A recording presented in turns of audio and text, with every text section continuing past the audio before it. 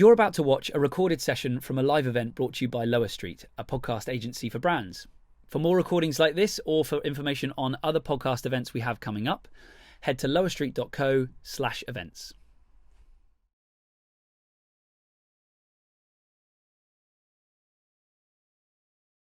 So what I'm going to put on now is my chat from last week with Casey Adams. Casey is an awesome dude.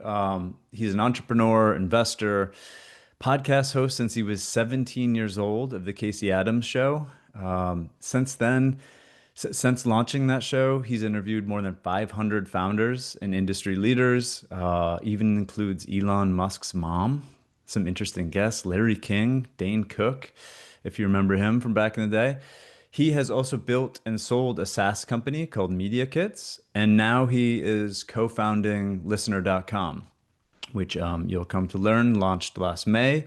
You've probably seen him floating around the industry. Listener.com is an AI-powered analytics platform for you all, for podcasters. In the interview, Casey and I dig into how podcasting has really shaped his career, what kind of inspired him to get into it, and then what inspired him really to build something within this industry, what opportunity he saw, and then how Listener is tackling one of the bigger challenges that creators and brands are facing today, and that's making sense of data and proving impact beyond the simple download. We also get into how AI is shaping the workflow for podcasters, networks, what risks, opportunities that he sees ahead, and why at the end of the day, it all comes back to the listener. So we're going to go there now. I'm going to see if I can make this work. But without further ado, here is my chat with Casey Adams. What's up, Casey? How we doing? Good to see you, Nate. Yeah, you as well. Thanks for joining. I know you've been in the podcast game for a while, and I would just love to hear, what kind of inspired you to go into it and how you got your start, and we'll talk about the transition of where you've gone, but how did you get interested in it in the first place? First off, thank you so much for having me here today. Excited to dive into everything. And, it's exciting because, podcasting more than ever today is such a part of my day-to-day life, my ecosystem from, the current company I'm building, but especially from just like how I live my life doing the show. And, for context for the people watching, listening, I've hosted my own podcast, The Casey Adams Show, for about 8 years now. And wow. I started it when I was in high school. And, really how I got into this medium was I was a freshman in high school going into sophomore year. And, growing up in a small town in Virginia, I was always an athlete. I grew up, played hockey for 10 years, 15 years almost. Then I started playing lacrosse. And then when I was in high school, I was starting to play football. And, it was one of those moments that really changed the direction of my life. So freshman year going into sophomore year, I ended up getting injured playing football. I ended up in a neck brace for nearly 6 months.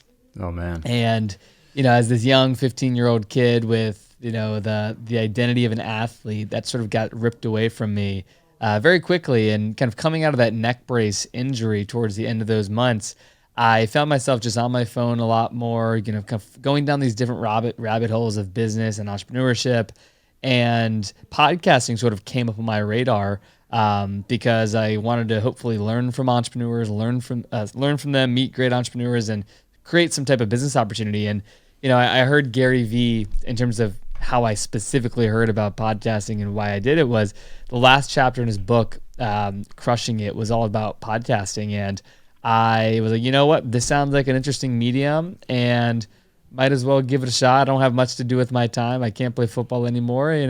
Let's go ahead and kick this off. And I kind of sat with the idea for a bit, and lo and behold, late 2017 is when I officially launched the show. So that's kind of how I got into it. And it's really been the foundation of my career, which we'll get into here in a bit. But yeah, that's kind of how I heard about the medium and when I got started. And you've sat down with some really interesting people. Has that inspired you to kind of continue pushing with this medium?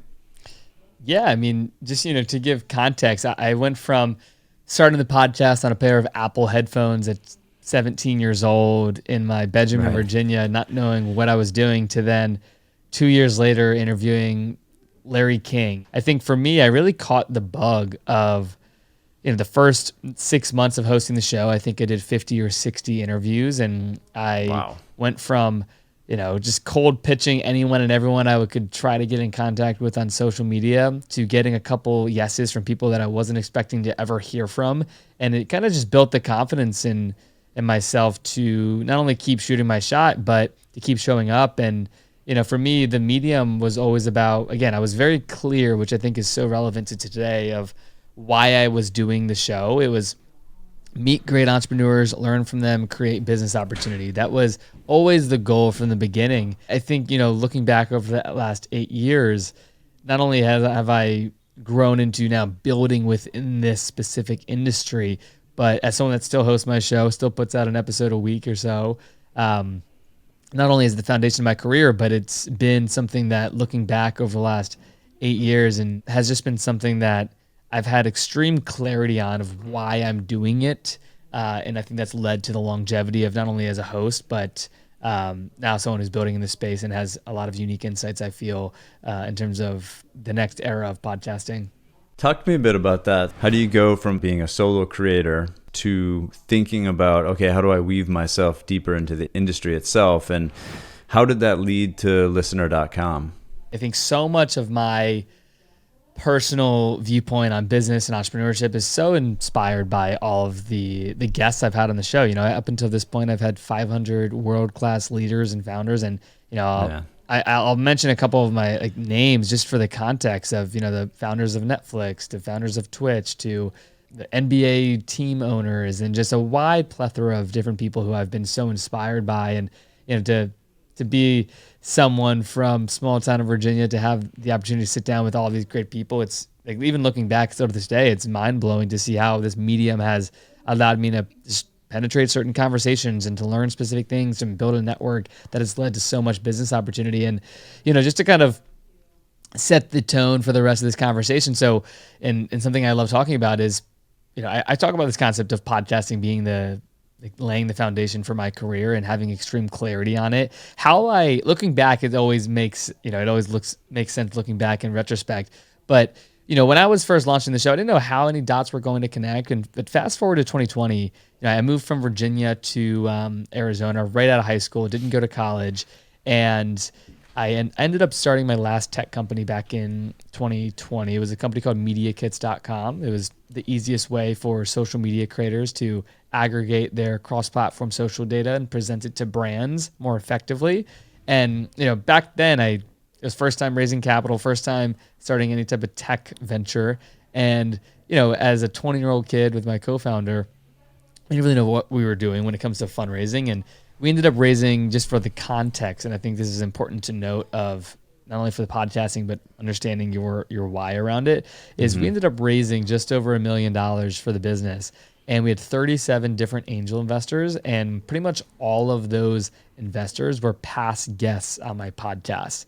And for me, that was a moment of a true full circle moment of, wow, my intention was never to interview these people to go raise money from them, but the ability to build high quality relationships with tons of great founders and entrepreneurs over, a multi-year period, to then, when I did have an opportunity to, this company that I was wanted to go build and was going to raise capital for it, went to these, some of the smartest people in my network to share with them what I'm doing, to get their thoughts and feedback and advice, to then, presenting the opportunity to invest, given that we were putting a round together, really just cemented my viewpoint on not only my personal use case for the podcast, but I think really allowed me to take a step back and understand, this medium of podcasting, it really is what you make it. There's so many traditional ways to monetize, to create content. And I think some of the big, not only the biggest shows, but the use cases is what's the more untraditional, unorthodox way of how you can build, grow,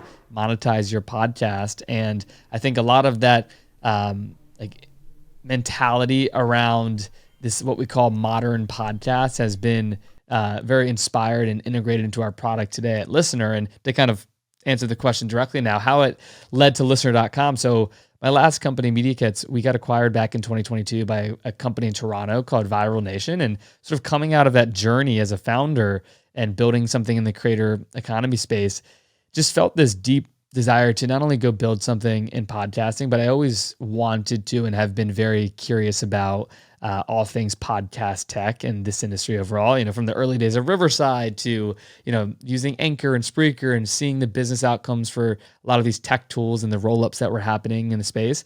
And really, Listener.com was just this, I feel like 6-year buildup of being in this space, building creator tools, to then coming back to a specific now company, Listener.com, to really build something for this next era of podcasting. And, the one-liner, and then I'll pause, is, Listener is the AI-powered listener analytics platform for the modern podcast and podcast network specifically, and really tying in all things audio, content, and commerce integrations for a better sales enablement and episode reporting functionality, which I'm sure we'll jump into. But that was sort of the stepping stones what led to Listener.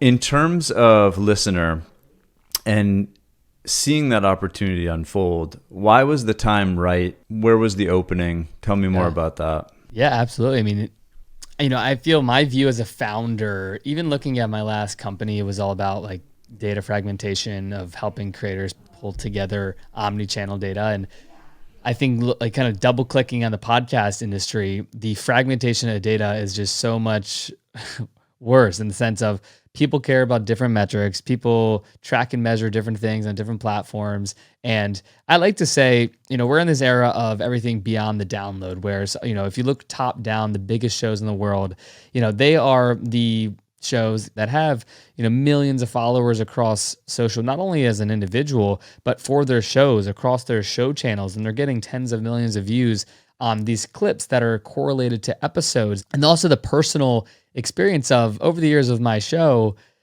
I've done a lot of brand deals, sponsorship deals with companies like Slack and Adobe.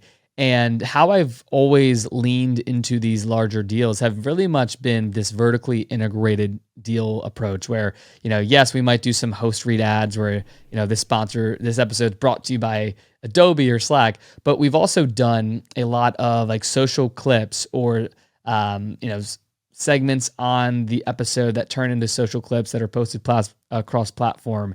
We've done newsletter blasts for specific episodes, and it's always been this, multi-platform campaign that have led to like more of the larger deals that I've done and like more of the successful campaigns for both parties.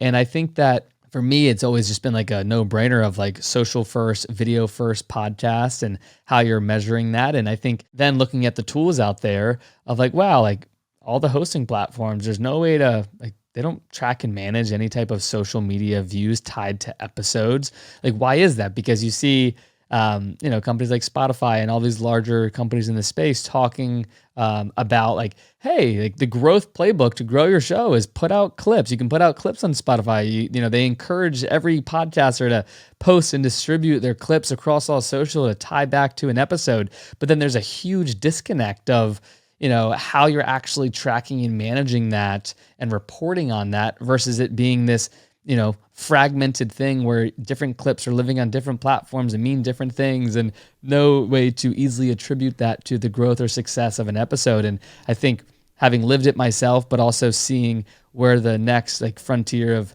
this industry is going, it really is about this, everything. I don't want to say just beyond the download, but how we view it is the modern podcast is, yes, has great audio and they're on all the platforms, but video, the live events, the private communities, the merchandise, like it really is a multimedia company from the smallest shows to the biggest shows. Of you need to think about it in the sense of how are you, building a brand and a community in this next era of podcasting. And just last thought is, from a company standpoint, I think this industry from a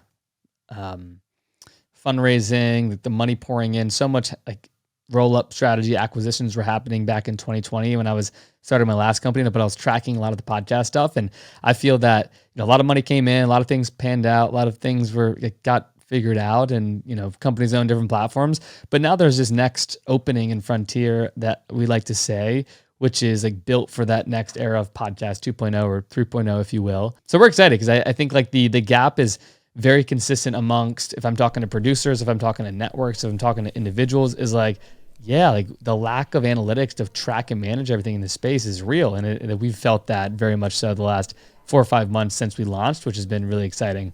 Yeah, and I think only one part of the conversation is the concept to the build to putting out a show. That's all well and good, but the second part is very much about that growth, and especially for brands, understanding performance and making sure a show is able to grow is so key. And you need more than downloads to tell that story. As you've been building the software in the age of AI, talk to me about kind of how you're thinking about it, where you've seen challenges with it, where you've seen risks with it. I think it's such a important topic of there's many ways AI can impact any industry. And I think podcasting specifically is unique. Like there's so many use cases of like how AI can quote like disrupt an industry. For us, it's all about how AI can help pull insights and make your life much easier when it comes to the workflow perspective. So like 2 examples I like bringing up of like how AI is built into our core product is, and something that we're improving really week over week right now is one of our core features is, and we've talked about it, but just for people that aren't familiar, it's called episode cluster reports. And really what this feature allows you to do is automatically associate all of your cross-platform social media content that is tied to a specific episode. So for example, if I had the CEO of Eventbrite on my podcast and I put out an audio episode, really what the AI aspect of what we do is our platform will be notified when your episode goes out from the RSS, and then it will go scan all of the social media integrations that you've connected to your listener dashboard and pull out the long form YouTube video, the 3 YouTube shorts, the 3 Instagram reels, the 3 Facebook reels, the 3 TikTok clips, and automatically not only attribute those to the episode, but keep that data up to date every 24 hours so that if you are creating what we call an episode cluster report, you can track and manage and see the growth of not only the episode and download data, but the cross-platform social media clips that are attributed to that episode. And what used to be a manual process of having to like manually connect each clip to the episode. Yeah. We just rolled out what we call episode clusters 2.0, where it's really just a automated workflow now where so if you have it connected, it will create these episode cluster reports for you. And all you have to do is really approve or deny. We think about it like getting to inbox 0 for your podcast of like, hey, we know that, here's 15 to 20 clips that the AI believes is associated with this episode based on transcription data and sentiment analysis. And of course, like it might not be 100% perfect every time, but you can go in there and just, thumbs up, thumbs down specific pieces of content. And we think that ability to just automatically associate to episodes is a super just, no-brainer when it comes to the AI aspect. And then additionally, what we found with working and speaking to a lot of podcast networks, and again, just for context, our core customer right now is podcast networks that are managing 5 to 50 shows. And another one is just this keyword called insights, where so many teams we've found are just, they'll go back and forth asking about, hey, how are we growing here? How is this episode doing? And what we rolled out is what we call listener AI, where if you're a network with 10 shows and each of those shows has 5 social media integrations tied to the show, you can more easily have a conversation with your data. Think about like a ChatGPT style interface, but geared with the context of all of your podcast data today and historically and into the future, where you're able to ask questions like, hey, like what is our top performing social platform? What platform are we growing on the most? Over the last 3 months? How are our views and downloads in April versus May? And you're really just to have a conversation with your data based on what's already there and given the context of what it is. So, those are the 2 things when it comes to not only how AI is integrated into our product today, but things that we look at and say, hey, this is a use case that just makes sense, and being able to pull insights and associate the social efforts to the native podcast efforts are something that has been a great receptiveness to what we're doing, and really is all about making teams work more efficiently in terms of the workflow. I want to go a little bit north of where we've been talking about AI and just think about podcasting as a medium. and how that is a good venue for brands in particular, big or small, are going through the process at the moment of weighing everything we just discussed, that balance. Where's that line for them? And everyone is establishing their own line in the sand. Podcasting is a great tool to have that open conversation. It's important for brands to be authentic, to be providing that information authentically and transparently to their audience. When it comes to having the conversation about AI, how do you think people should be, brands in particular, should be using podcasting? You know, I view podcasting as a way, not only for an individual, but especially for brands, is it's the ability to own your narrative in the sense of top down, from the long form content to all the different pieces of social content that can come from a podcast. But before we kind of dive into that specifically, I personally view like there's many ways a brand can be involved in podcasting. And I sort of segment them down into 3 core things, which is one, of course, a brand can start a podcast, and you could have the blank company podcast and have a unique twist on it, which we'll talk about. Secondly is you can advertise on podcasts, like some of the big brands like BetterHelp, who have like really infiltrated the podcast landscape and have become a brand synonymous with sponsoring a lot of these big podcasts. Like them themselves have really like not only just sponsored a couple episodes, but like really made podcast advertising a part of their strategy. And, you know, we could all sit here and like kind of pinpoint a couple of brands that are like very famously associated with the industry of podcasting. AG1. Yeah, exactly. You know, I don't even have to say it. So, and something that I've always been such a huge proponent of, and a lot of the executives that come on my show, you know, when I try to bring value to them, it's like, how can I help a founder get on another show? Because, you know, outside of a brand starting a show and advertising on shows is, and you see this from, you know, presidential elections to founder story podcasts, of getting as a founder or the executive team booked on podcasts to really own that narrative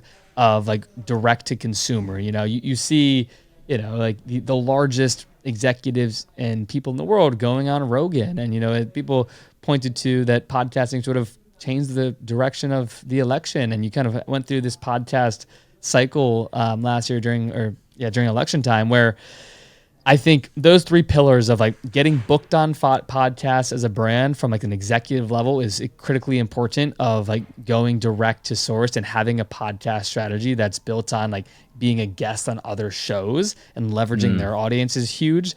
Then of course, just to kind of backtrack, the advertising on podcasts and working with podcasts and building a long-term relationship with them, where, you know, to give context, like a show like mine and doing a 6-month campaign with Slack, and they were really affiliated with my brand and the sponsor of it for a big campaign we did. And again, lastly, and then I'll let you kind of pick and choose where you want to dive in further, of just, you know, starting your own show and really like having that owned and operative narrative is so important, you know. And there's so many creative ways where brands can launch shows, whether it's just, you know, making it more of a simple, like one person talking about an industry. Maybe it's a brand, you know, hiring a specific celebrity talent, or not even celebrity, like influencer talent, to host a show and to bring in cool guests, or any other unique concept you can think of. You know, I think that's where companies like HubSpot Network, like they have owned and operated shows, but they also have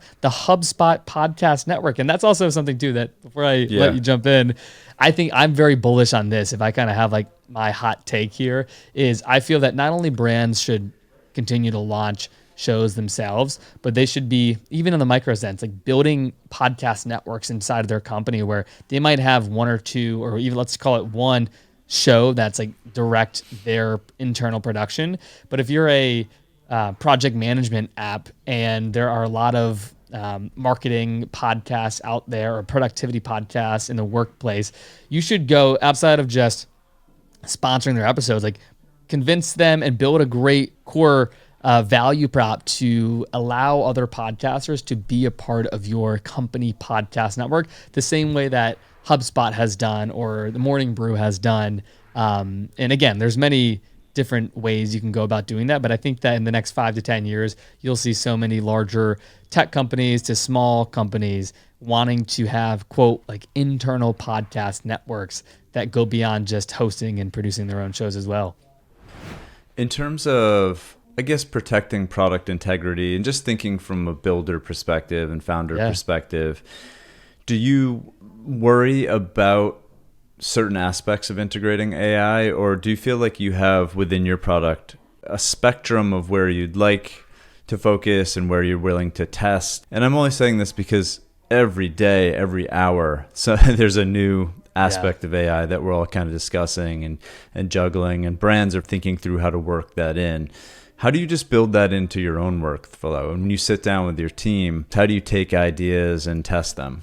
AI is, and again, I don't want to position myself as this AI expert here, but I'm someone, and I think we should all be just extreme learners of what's going on day to day. There's so many great just early stage AI tools to obviously some of the largest companies in the space now that are like releasing such innovative feature sets week over week, month over month, where staying on top of what's happening and understanding what's possible and what other companies are capable of is so important. But I think for us, and especially thinking about the typical workflows for networks, and we like to say, the 4 steps of a network or production company is, you are producing your content, you're editing your content, you're publishing content. And then for us, and where we are really fitting in, is how are you best tracking and managing your content? And I think that 4th lever, not only there's so much that can be done in an automated fashion, but it's sort of the last loop of so many teams do it differently, but they're all sort of aiming towards the one goal is like, how are we best reporting on our data? And for us, when we think about our own workflows, we're a small team over here, of team of 5. And I feel that when it comes to the technical advancements, where with AI coding platforms and just how a team of 5 can feel like a team of 15 is really, our thesis as a company is just how are we being most efficient with our time, with our customers, with our product enhancements? Because, it's one of those spaces where being lean and being efficient, I think, is the biggest advantage, where there's obviously, and we've talked about the larger companies in this space that have either made podcast tech acquisitions or have their own tool sets. And I think in this space with AI, not only is it important to be fast and innovative, but if you're a team and you spend 6 months building something, the reality is in 6 months, things will be a lot better, be a lot different. So the ability to move quick and get product feedback on, what we call these AI features, we think is super important. And that's where we try to lean into in terms of like our workflows and how we think about it. You said something a moment ago. You put up the disclaimer of I'm not an AI expert, which I like, because I think it's important that many people within brands, within companies at the moment aren't. And everyone is kind of, doing the same thing, trying to approach this mindfully, approach it intelligently with that product or brand integrity in mind. But we all are kind of like riding this wave. It's also exciting for efficiency and to be able to do what you've done with a team of 5 versus a team of 25 is pretty incredible, right? I'm sure AI had a hand in that. I want to get to kind of the risk side, just in thinking about how do you have to weigh that risk in knowing how much to implement, how much to leverage. I'm 25 years old, and I think hearing, like, when I started my show when I'm 17 and you ask lots of successful entrepreneurs and founders, like, hey, if you could go back in time and give yourself a piece of advice, which is a question that I will tend to ask often. Yeah. And I would ask, what would it be? And I think so often you find that through conversations and interviews I've done with some of the world's most successful founders is they talk about like the timing of being in the right opportunity at the right time. And I feel that, AI and this next era of how AI is not only infecting podcasting, but businesses and just your day-to-day life, it's so important just to spend time learning as much as possible of how it can, quote, affect you or disrupt what you're doing, and to be prepared for it. Because the biggest risk, I don't think, is, how we implement it or what it's used, but it's being unaware of the true capability and the impact of what is happening right now. A company that I love hearing about the guys at Wondercraft and kind of what they're doing with the, they call it like the Canva of audio, where it's like, okay, when it comes to a host like myself, recording host read ads for 10 brands on 10 episodes, can a platform like Wondercraft, make my life more efficient where it, matches my voice, matches my tone, and creates these host read ads? Like, do people want that? Is it still coming from you? Like, there's so many questions that I think are super relevant and important of like, what's the line, especially for a medium like podcasting where, like the host stamp of approval is important and valuable, and the dialogue between two is super important. Like, for example of like, would I want to interview the AI version of a guest? No, not at all. But I do think it's naive to think that won't change over time. Where there's another company, I don't have any affiliation, called Delphi AI, where you can sort of there's a version of myself, Casey Adams, on Delphi AI, where it's imported all of my past conversations on my podcast, interviews that I've done, and you could ask a question to it and say, hey, like on episode like 342 with Robert Greene, like what did you mean by blank? And it would know and be able to speak and answer that question. And I think there's so many, again, like use cases of where it is, quote, acceptable and valuable. But I'm more of a founder delusional optimist of kind of leaning into the upside of what's possible here, but not being naive also to the downside and where you don't want it to take over, right? Like I wouldn't want to live in a world where there's more people listening to just AI narrative podcasts versus the people themselves that really care. That's where I think there's like a thin line of like, okay, like what does this look like in 5-10 years? Not only from listener friend, but just from this industry overall. Interesting questions that I think will continue to come up over the years. Awesome. The delusional optimist. I love that.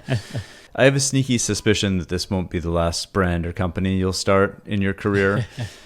That's right. For sure. I would assume. As you go through that process and knowing the pace of technology, where are the pieces that you feel really optimistic about using technology?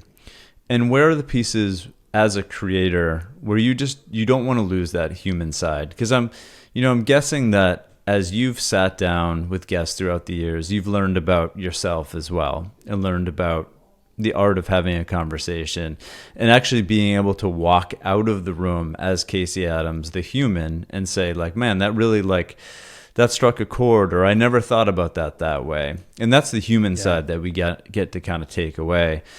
So knowing the efficiency, knowing, how much more quickly we can move now, especially on the business side of things, where's the balance? And as you go, forth from here, how do you kind of juggle both?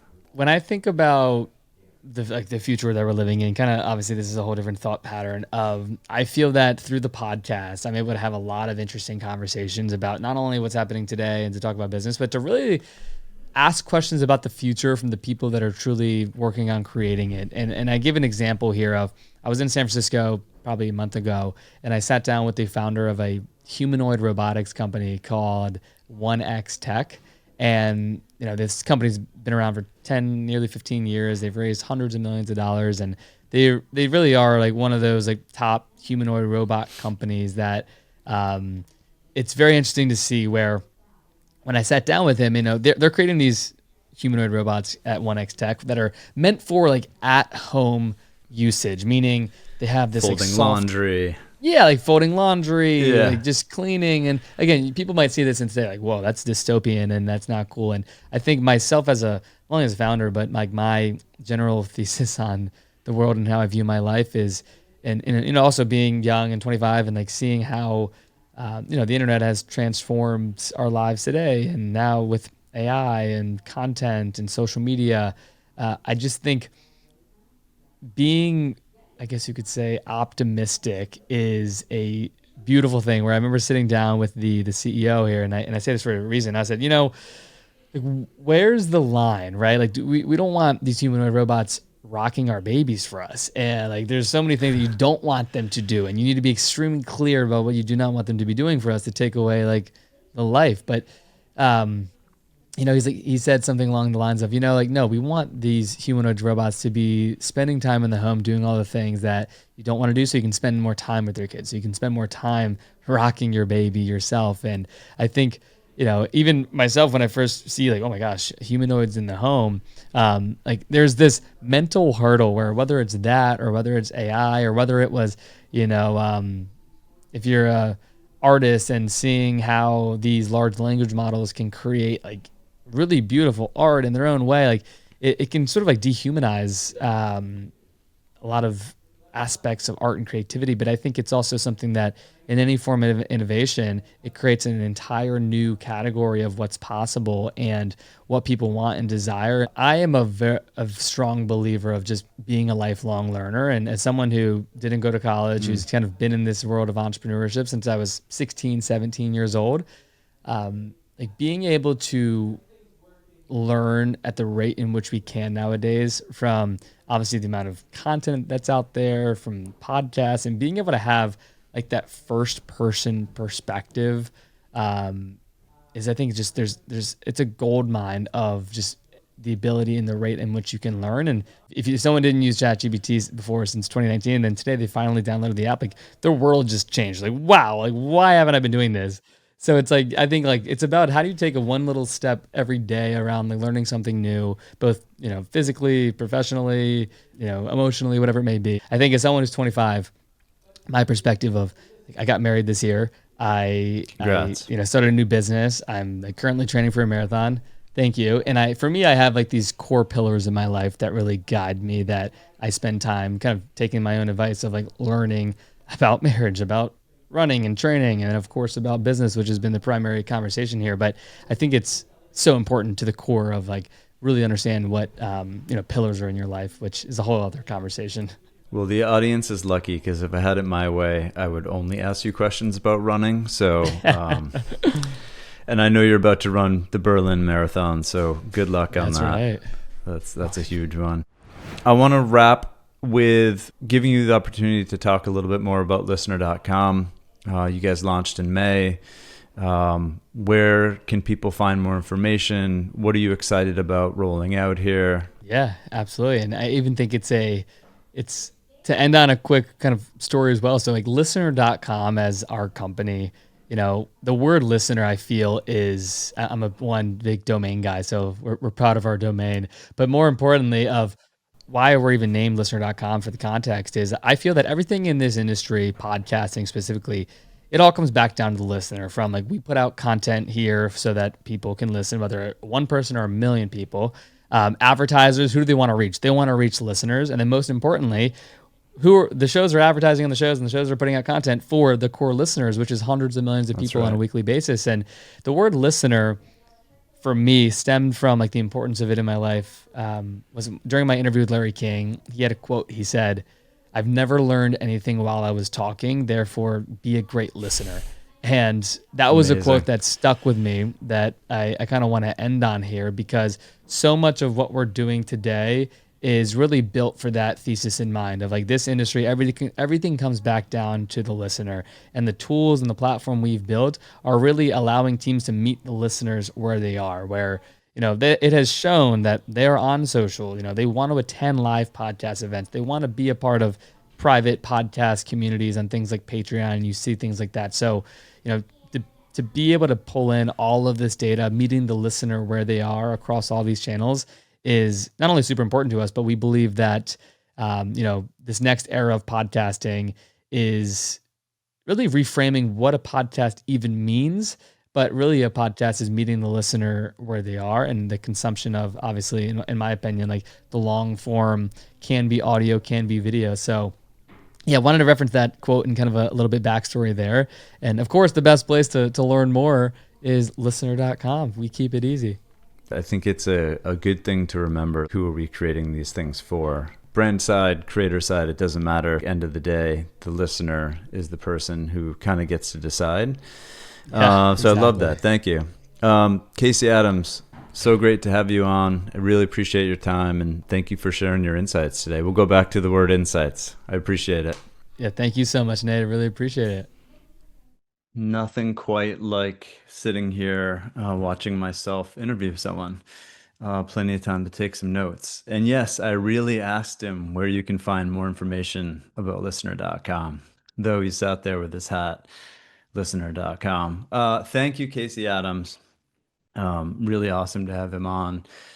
So many places we could actually dive quite a bit deeper in that conversation. Well, we have a few minutes here, and since we don't have a QA today, when we first put this description out for this chat, I kind of framed it around the idea of how brands are leveraging podcasting as a medium to talk about AI. It's a really broad topic, right? It's kind of hard to pinpoint even because a lot of brands are integrating AI and they're talking about the advancements, the features, the things they're adding to their products or services. But conceptually and more holistically, we're all kind of talking about AI without a whole lot of objectivity in the background. It's kind of proceeding as it does. And we're all tracking it as best we can, either in our personal experience or in the workplace. A quick little story. So I was down in Boston last week. I'm up here in Portland, Maine. Quick trip down there. I went to the Boston FinTech Week, put on by FinTech Sandbox. I was kind of a fish out of water, just listening to a lot of these brands, getting to know some of the brands, and just kind of going around talking to people. What's interesting is I talked to a lot of folks who said, man, if you came to banking conferences, 10 years ago, it would have been a lot more boring than this. And what they meant, I think, was every single talk I went to was about AI. It was about quantum computing. It was about stable coins and crypto, all very much stuff we're talking about everywhere.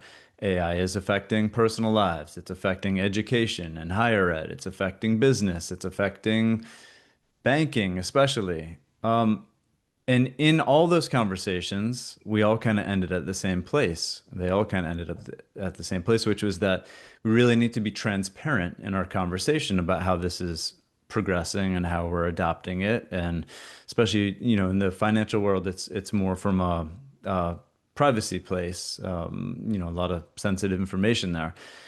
But I was sitting there kind of thinking about this talk that we're having today, understanding a bit more about, everyone's sort of a bit vague with this. No one can really say how brands should be talking about it because brands are trying to figure out how they can talk about it every single day. And there's a lot of testing going on, and we're all sort of in this place. I do, however, want to go a bit deeper in the future, and I think this is a great place to do it because podcasting to me and to Lower Street is really a tool that can be used. So everyone kind of talks about transparency and being authentic, but I think there's some hesitancy to talk about it when you don't really know everything about it. That is certainly a place we want to go deeper. So we'd love to hear from you guys. What are you thinking? How do you think podcasting can be leveraged as a medium to let brands talk about how quickly things are evolving? What does that transparency mean through that lens? And given the speed of AI and technology in general in all these different sectors and verticals, what else is important about that conversation? So let us know because we'd be happy to do more of these and bring in more folks. Again, thank you to Casey Adams. I love his story. Go check out listener.com and his show as well, the Casey Adams Show. Let's see here. We're a little bit early, but I'm going to just check quickly if we had any questions pop up. Yes, I see one. I could have asked him a lot of questions about running, and I'd be very happy to. Berlin Marathon is definitely on my hit list for runs. I'm currently injured, so talking to him made me very jealous. But he did finish. He PR'd it this past weekend, and nice work, Casey. Way to go. Thank you, everyone, for joining. A quick reminder that today's replay of a recorded interview will be available within 24 hours. We're going to send that straight to your inbox, so you'll have that in the next day or so. Again, let us know what you're thinking. Brands and AI, how should we be thinking about it? How should we be talking about it? Until then, we will see you the next time. I'm Nate Tower. Thank you for joining, and we'll see you then.